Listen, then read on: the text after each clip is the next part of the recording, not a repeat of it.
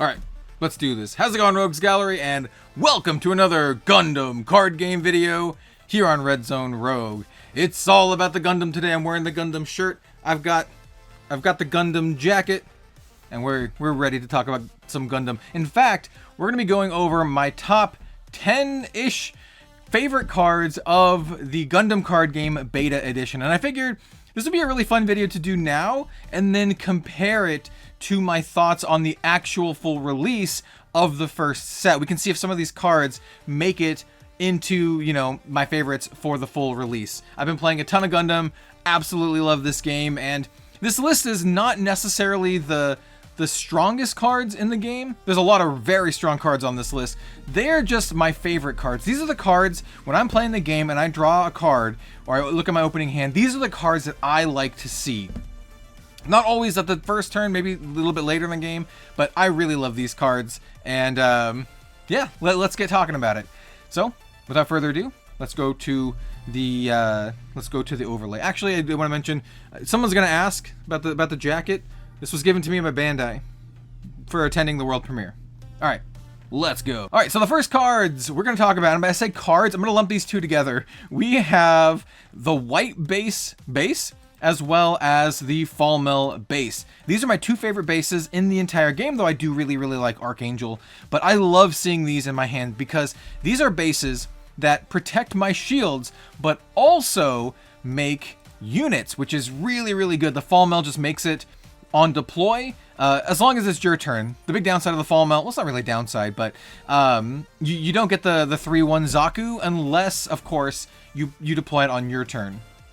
Whereas the white base, you don't get any units on deploy, you have to activate its ability. So for 2, you can get a 3-3 Gundam, a 2-2 gun cannon, or a 1-1 Guntank, depending on how many units you have in play. And so this is great, right? It not only protects you, but it also helps you further your game plan of just kind of like swarming your board. And currently, as of the beta edition, the best strategy is just make a bunch of dudes. Make a bunch of dudes. Overwhelming forces is the name of the game here. And so because of that, these are, I'm gonna lump these together as my favorite bases of the beta.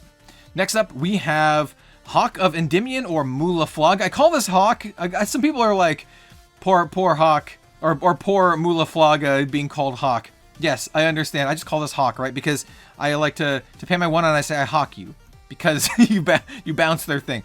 The reason I like this card is because it is really versatile, and I find that it's just really good at multiple stages of the game, and I always like having at least one of these in my hand when playing a white deck. Because it is a level 2 1-cost pilot, you can play it really early on, and it's very simple. It has the Earth Alliance trait, which is really important for one of the reasons why I like this. It gives you a +1 attack, which is also really nice. But it has this command effect, so you can choose to play it as the pilot or as the command, on a main or action. So action means you can play it on your opponent's turn, either when they attack or at the end of their turn. And it says choose an enemy unit with 3 less HP and return it to its owner's hand. That's a lot of units in the game right now. There's a lot of 4 health units, so it kind of gets, you know, doesn't hit those ones. But I really like the bounce effect. So if you're new to TCGs, returning something to the owner's hand is considered a bounce effect. And I think that's really good right now. The only downside is if you bounce something that has the link, then they can just play it again and then immediately attack. But the amount of tempo you get from bouncing your opponent's thing, especially if it's one of those units that doesn't have any link effects or anything like that, then I think is really good. And you can help you snowball out of control, which is really important right now in the beta, because there's not a lot of 2-for-1s. We're going to talk about a lot of the ones. A lot of the 2-for-1s are on my list. But there's not a lot of 2-for-1s in the beta, so I really think the bounce is quite strong. It's not like busted or anything, but I think it's maybe a little bit underrated. Also, the other reason I like this, and this is kind of a two-parter, two whammy. If it was just the bounce effect, I'd be like, yeah, it's okay. But the fact that it's a Earth Alliance trait means that if you're playing a white-based deck and you include a lot of the Earth Alliance Gundams, and in fact, we're going to talk about one also on this list, it doubles as a link effect as well, so you can basically attack the turn that the, well, it's a strike Gundam that comes into play. So yes, Hawk of Endymion and Mula Flaga, I really like this card quite a bit. Next up we have, okay, this is going to be a short one. It's Wing Gundam, right? It's like the most powerful unit in the game right now. It's a 4/5. It has a level cost of 6, is also the highest level requirement. Cost 4, but its effect is nuts. It has Breach 5, which is enough to blow up any single base in the game at this point. And then it can just attack any level 4 unit or lower. Even if it's like, well, I'll just read it out. It's shorter to read it out. So this unit may choose an active enemy unit that is level 4 or lower as its attack target. So it can just pick off anything, and then it also gets that Breach 5, so it blows up the enemy base. Keep in mind, the Breach number only applies, it only deals, you know, so if it hits shields, what I'm trying to get at is if it hits your enemy shield, it doesn't destroy 5 shields, it just destroys 1 shield, right?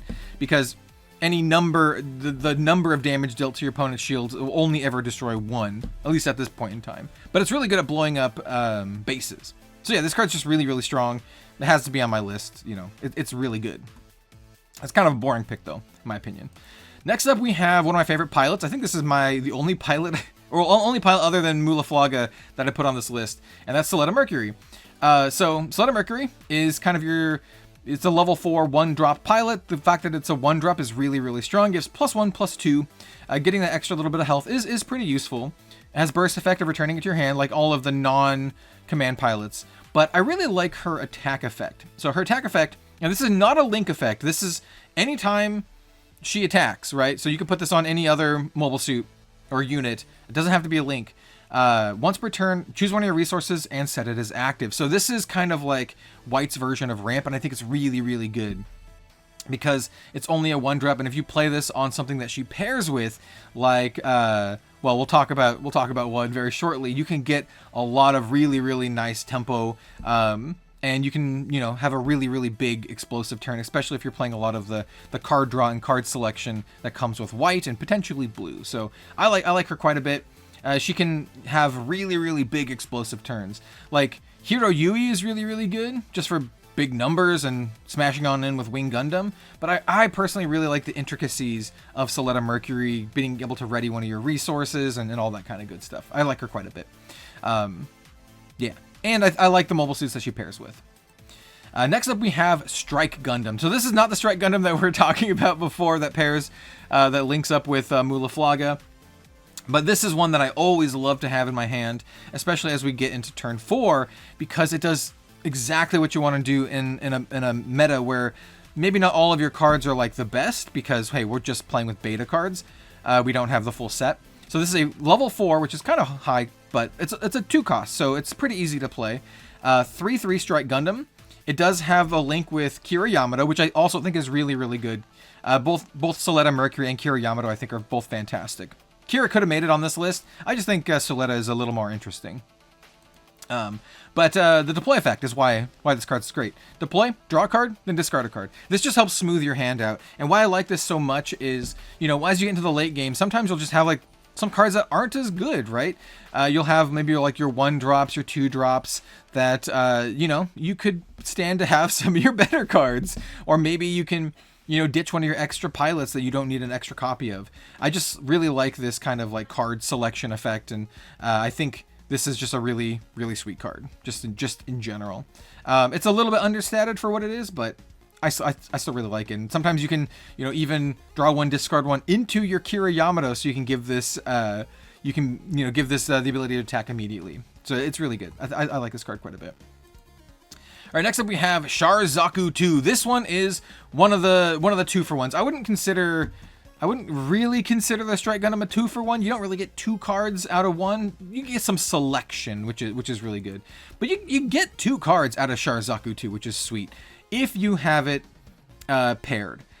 And it doesn't have to be link. It's just paired, once again, which is really, really cool. So it's a level 3, 2 cost. It's a 3/2. And then during pair, when destroyed, you deploy another Char Zaku 2, but this one's a token. This is just a 3/1 token. So for 2 costs out of a level 3 and a pilot, you essentially get 6/3 worth of stats. And what makes this exceptionally good is because the way Gundam is, at least we play it right now, it's a very like board control heavy type of game, and this just helps you maintain board control. Your opponent is going to waste an attack, or not really waste, but they're going to use an attack or an effect to destroy your Char Zaku 2, and it's just going to plop out another Zaku, like a 3-1 Zaku, which is just a big deal. The 3 attack is like pretty potent. Obviously it has the link effect with Char Aznable, but you don't have to be linked to get this effect. It just has to be paired. So just any pilot, and it works. It's just great. It's also another reason why I think that bounce effects are quite strong.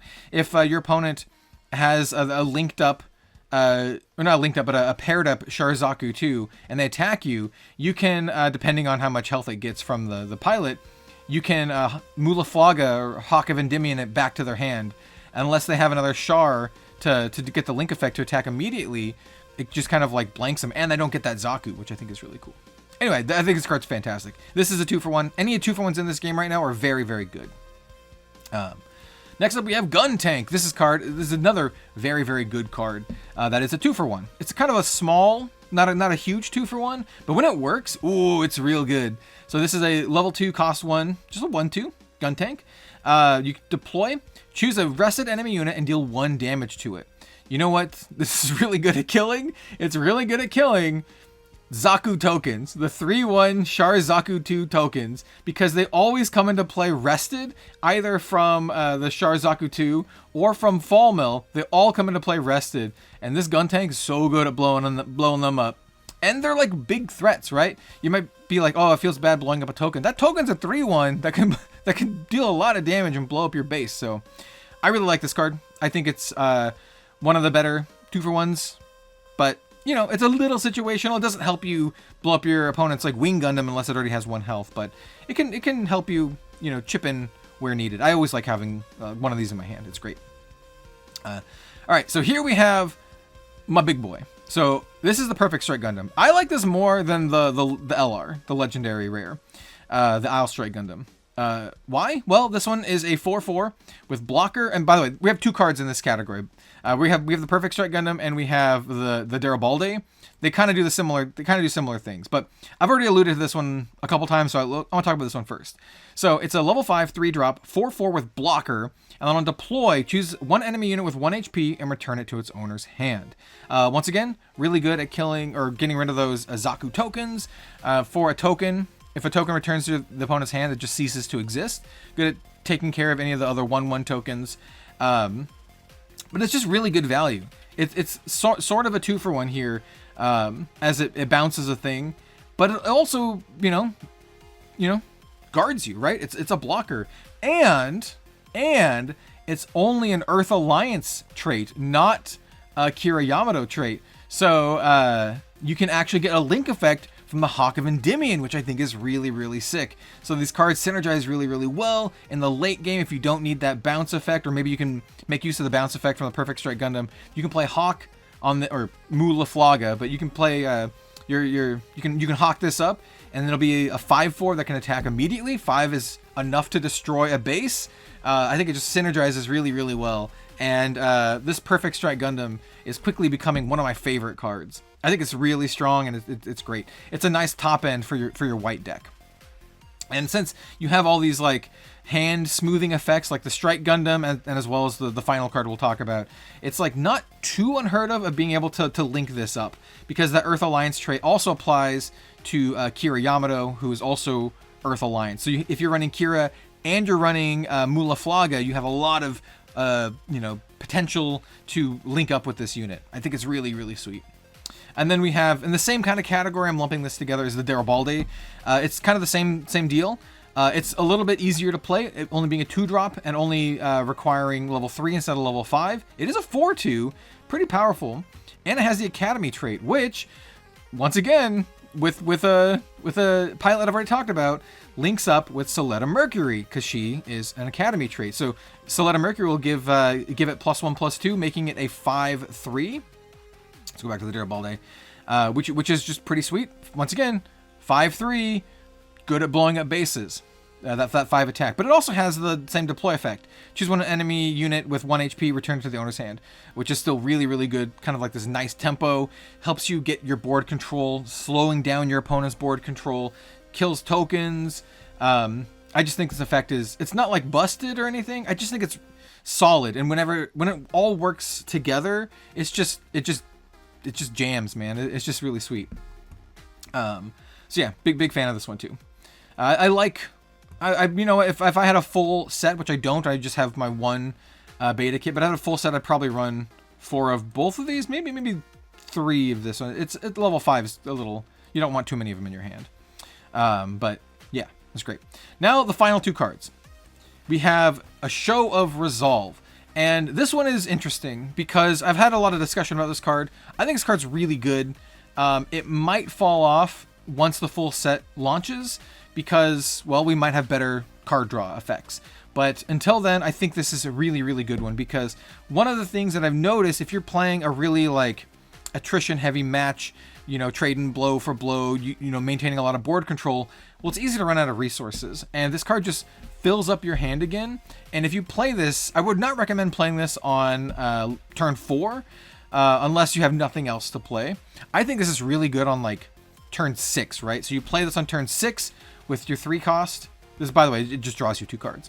And then you draw 2 cards. And there's a really good chance that you're going to be able to play either one or both of the cards that you just drew, because even the high level stuff in this game still have a pretty low cost, which is quite nice. Like being able to draw into something and just jam out your Darilbalde and Suletta Mercury immediately off of this, I think is really, really good. So yeah, I like Show of Resolve quite a bit. But I don't recommend playing it until like turn 5, 6, or 7 as kind of a way to get back in the game and to you know, give it a little bit of gas.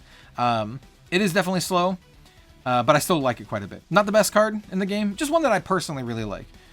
Now, my final card is what I think the best card in the beta set is, and that is Overflowing Affection. I've said this multiple times. I think it's the best card in the beta set. I think this is a card that will see play throughout the lifespan of the Gundam card game. I think it is that good. It is a level 2, 1-cost card with a very simple effect. Draw 2, then discard 1. And this is just, it's just an incredible card. It has a low level requirement, low cost requirement. It helps fix your hand. It can help with like synergies if you have like discard pile synergies. I know that they have kind of sown the seeds for some discard pile synergies. They're not really good right now, but they could be good someday. So this would have you know, synergy with that type of effect.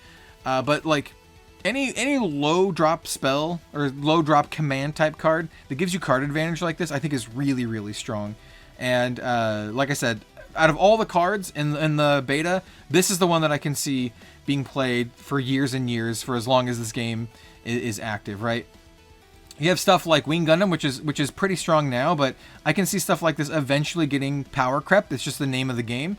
Just with TCGs in general, it might be good for a little while, but it's just a big dude who just a big chungus. But stuff like this is where the real power is.